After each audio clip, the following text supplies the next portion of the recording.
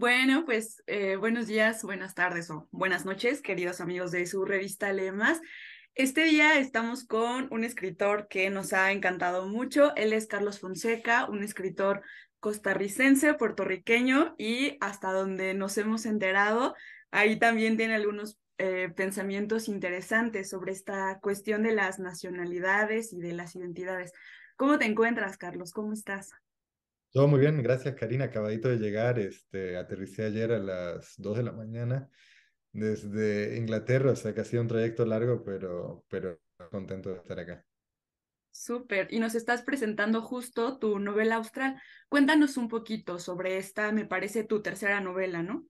Sí, justo es la tercera novela que salió en España en mayo, titulada Austral, y es una novela que para mí significa mucho, pues es el momento en donde he regresado narrativamente a Centroamérica. Es una novela que trata sobre un protagonista, un profesor de literatura centroamericano, particularmente costarricense, que de alguna manera recibe un paquete no sé, con ciertos documentos que lo llaman a regresar a ese pasado centroamericano que creía haber dejado atrás y que a través de ese proceso va reconectando con una serie de historias que no nada más nos llevan hasta la Centroamérica dividida del conflicto de los 1980, sino que proponen una cierta serie de narrativas que tienen que ver con qué pasa cuando el idioma llega a sus límites, ¿verdad? ¿Qué pasa cuando nos confrontamos con, en este caso, la historia de un indígena que es el último hablante de su idioma natal? También con una escritora fásica que está tratando de recomponer su memoria mientras va perdiendo el idioma. Y por último, la historia de un sobreviviente del genocidio guatemalteco que está tratando de recomponer la memoria que ha perdido a raíz de los traumas de guerra. Entonces, de alguna manera, fue mi manera de regresar a Centroamérica después de tantos años lejos. Sí, y justo este regreso y esta búsqueda de los personajes también pareciera que es como una lucha que ellos mismos tienen en contra de convertirse en algo que no quieren ser, ¿no? A mí me dio mucha ternura cuando Julio, el escritor, se plantea esta idea de justo regresar a Centroamérica y dice, pero es que me van a ver como un turista, ¿no? Y ya no quiero eso, pero tampoco sé cómo verme de este modo, ¿no? Porque como bien dices, ya pasaron muchos años desde que él, pues dejó ahora sí que el lugar donde nació, ¿no? Sí, claro, son personajes, todos ellos, a partir de Julio, que siempre están un poco en una posición de extranjería con respecto a sí mismos, ¿verdad? Entonces, el libro austral de alguna manera trata con un mundo globalizado que cada vez nos convierte a todos en extranjeros, ¿verdad? En turistas de nosotros mismos.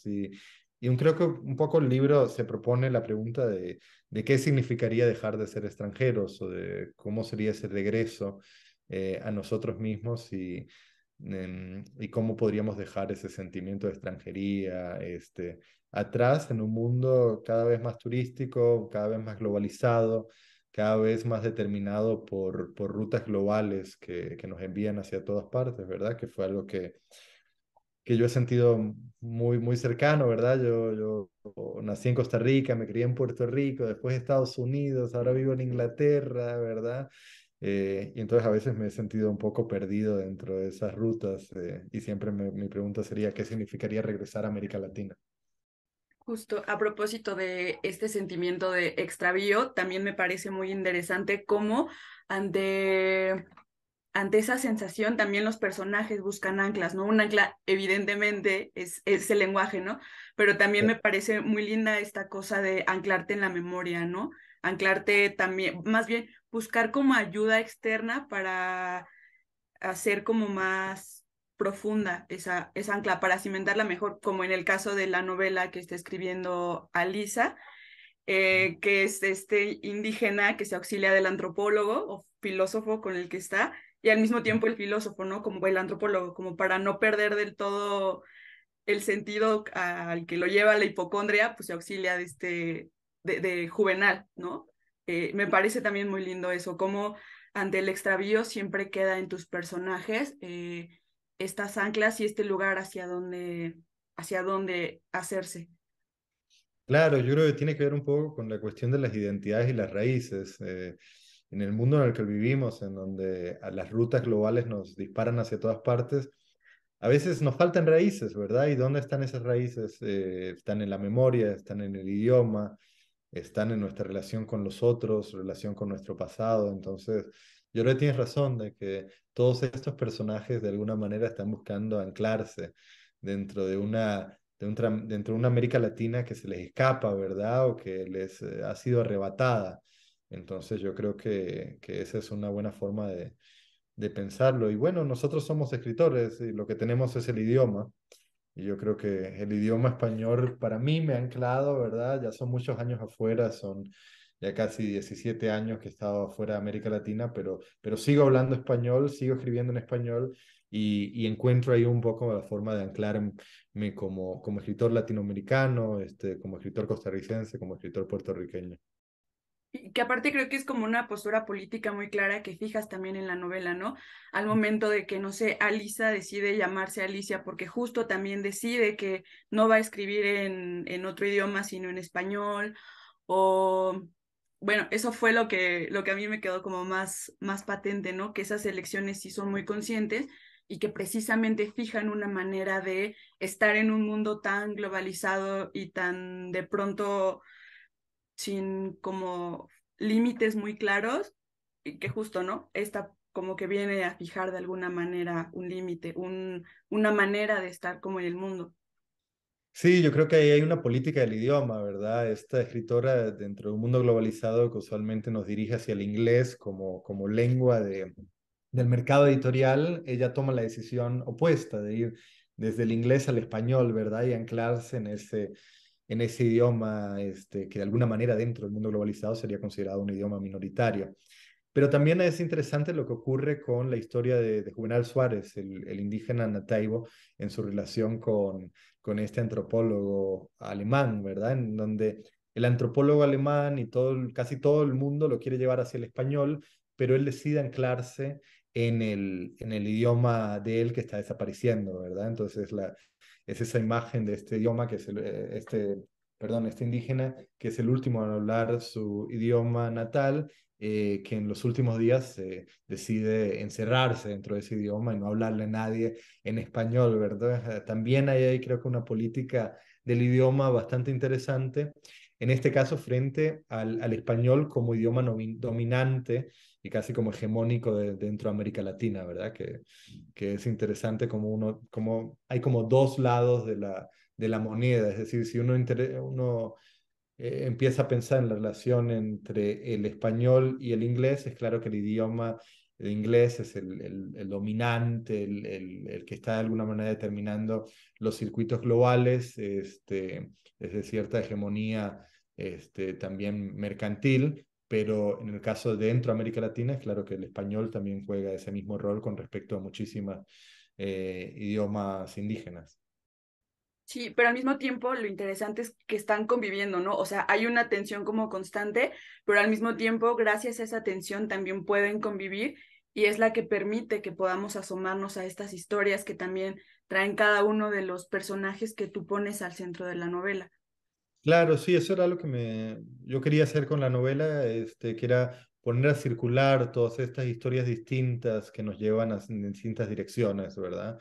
Es decir, la relación entre el antropólogo y el indígena Nataibo hace posible cierta convivencia de mundos y expectativas muy distintas, al igual que la convivencia entre Alisa Bravanel, la escritora inglesa que decía escribir en español, y Julio, el profesor centroamericano, costarricense que enseña en el norte, hace posible la convivencia entre el norte y el sur, ¿verdad? Entonces, es una novela que siempre está como planteándose esas rutas que van entre el norte y el sur global y cómo de alguna manera hay pequeños espacios de convivencia que no son espacios necesariamente determinados por jerarquías políticas o por jerarquías de dominancia, ¿verdad?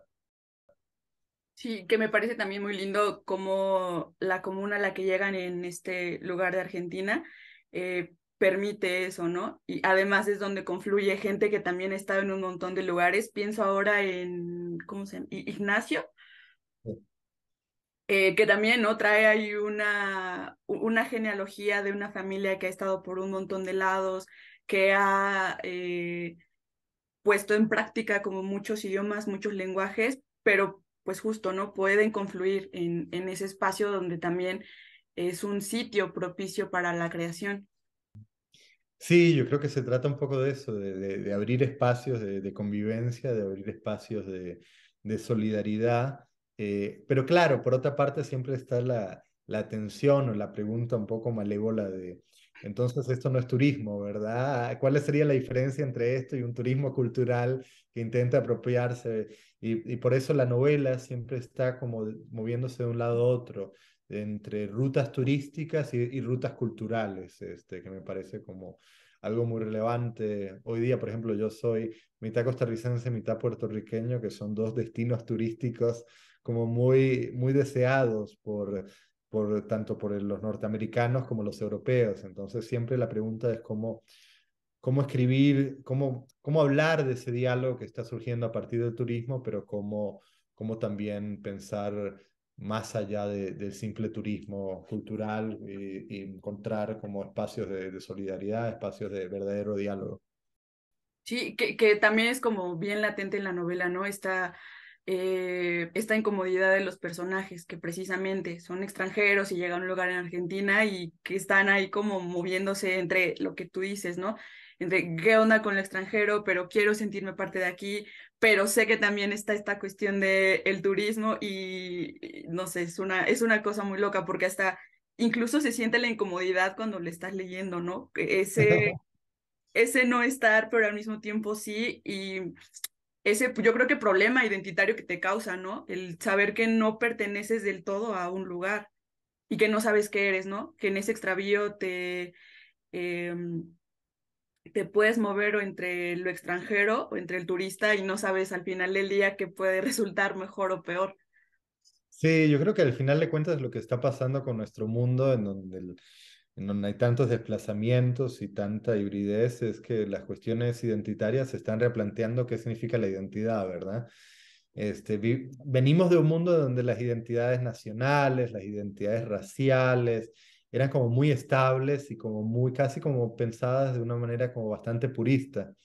Y yo creo que vamos hacia un mundo en donde la hibridez, en donde la extranjería, en donde los desplazamientos se vuelven cada vez más comunes y nos fuerzan a pensar las formas bajo las cuales tendemos a pensar la identidad, ¿verdad? Entonces, ¿qué significará ser un, no sé, un escritor costarricense o puertorriqueño en el siglo XXII? Va a ser súper interesante, porque ya no va a haber esas categorías puristas y como territoriales clásicas. Que eso es algo que me interesa mucho por un lado, pero por otra parte, ya pensando como metaliterario,mente, me interesa el hecho de que, aunque eso está ocurriendo en el mundo, nuestros mercados editoriales todavía son muy nacionales y muy nacionalistas. Y me explico cuando digo esto, es decir, yo como escritor puertorriqueño, costarricense, es claro que todavía voy a vender más novelas en Costa Rica y en Puerto Rico, aunque la novela la haya escrito sobre la Revolución Mexicana, digamos. Y lo mismo el escritor mexicano. Entonces siempre me parece un poco extraño eso de que seamos tan nacionalistas y tan centrados en lo nacional a niveles de mercados literarios dentro de un mundo que sin embargo ya empieza a desplazarse en formas transnacionales de una manera bastante interesante, sin por ende decir que estamos en esta especie de celebración de la globalización como en los 90. Creo que ahora hay como una especie de tensiones dentro del local y lo global que los escritores están como elaborando o narrando de maneras nuevas. Pero sí, esa tensión entre lo local, lo nacional y lo global me parece como algo súper interesante a lo que se está planteando hoy día. ¿Y cuál sería tu propuesta para ir abriendo estos mercados, para que no exista esto que tú notas, ¿no? Que pues claro, o sea, aunque yo lleve fuera de mi país tantísimos años, pues me van a seguir Claro. leyendo, ¿no? Pero no va a ser tan fácil entrar de pronto, no sé, al mercado mexicano. ¿Qué propondrías tú para ir abatiendo un poco eso?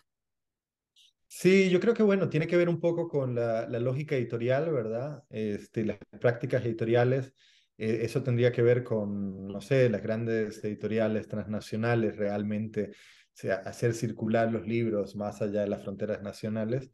Eso por una parte, y bueno, por otra parte, yo lo que he visto que ha funcionado bastante bien ha sido el surgimiento de muchísimas editoriales independientes que publican a escritores que vienen de otras nacionalidades, ¿verdad? Entonces, creo que, no sé, creo que entonces empieza a surgir una circulación de libros mucho más saludable que aquella que de alguna manera se mantienen las regiones, las fronteras y que vende a los autores de acuerdo a su nacionalidad. Súper. Y bueno, hablando de tu participación en la FIL Guadalajara, precisamente esta tarde-noche vas a estar participando en una mesa a nombrar Centroamérica. Para ti, ¿qué significa estar en ese espacio? A propósito también de la temática que abordas en Austral.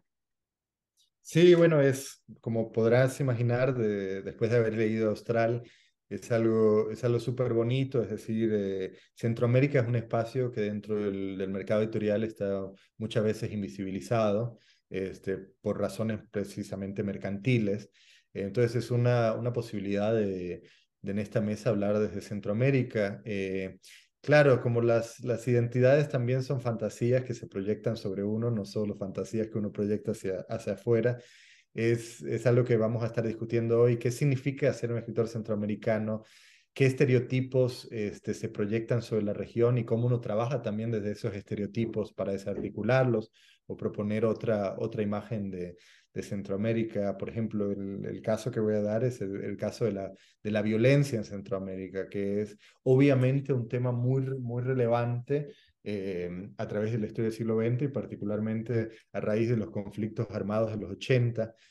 Pero la pregunta es cómo acercarse narrativamente a esos tropos, a esas figuras, a esas imágenes, a esos estereotipos, pero de tal manera que no se conviertan en estereotipos, sino que realmente sea un acercamiento político realmente productivo. Entonces, no es fácil como navegar contra la corriente que proyecta ciertas fantasías y ciertos estereotipos, pero tampoco a la misma vez olvidarse de la historia centroamericana. Claro, súper, muy bien. Pues Carlos, te agradecemos mucho que hayas estado en estos minutos con nosotros por acá. Esperamos que te vaya súper bien en la mesa de esta noche y que también te vaya bien en las demás actividades en las que estarás participando en FIL Guadalajara. Y por último, una pregunta que me surgió a raíz de pensar en Julio. ¿Tú alguna vez has pensado en este tiempo en volver a Centroamérica? Sí, constantemente. Yo creo que es esa pregunta latente que está de alguna manera resuelta narrativamente en Austral. Pero la vida siempre complica las cosas. Es decir, yo ahora me casé con una chica que no es latinoamericana, que es de hecho de Israel. Vivo en Inglaterra con dos chiquitos que hablan tanto español como hebreo como inglés, ¿verdad? Entonces la otra pregunta que surge de ahí es, bueno, ¿y a dónde regresar, verdad? De dónde pertenece esa familia? O qué tipo de espacios podría crear esa familia para que lo latinoamericano, lo judío y lo inglés, por así decirlo, puedan convivir. Entonces, nada. Bueno, muchísimas gracias, Karina, y muchísimas gracias a Lebrías Gandhi y a Lemas por este espacio. Muchísimas gracias a ti y pues nada, vayan a comprar el libro de Carlos a Librerías Gandhi, ya está disponible y léanlo y lean todo lo demás que se encuentren de él en las librerías. Muchas gracias, Carlos. Gracias, Karina. Chao, chao. Chao.